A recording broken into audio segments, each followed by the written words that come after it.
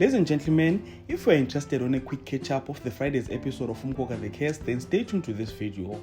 Let's get to it.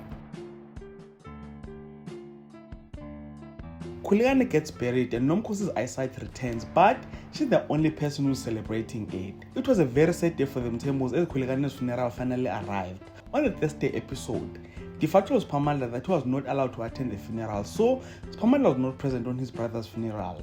And Spamandla was not the only person who was not allowed to attend that funeral. Ndlovu and Mamzobe also banned, but as expected, Ndlovu's tricks never ends as he decides to take charge and ascend the throne to be the leader of Amajutera Ngoza. Ndlovu decided to lie to the church about Khulekani's death.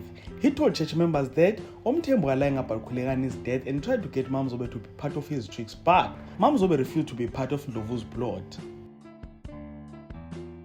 So, the funeral takes place as expected, but the shocker is that straight after the funeral, as everyone was going back to their house, Nomkhosi's eyesight comes back.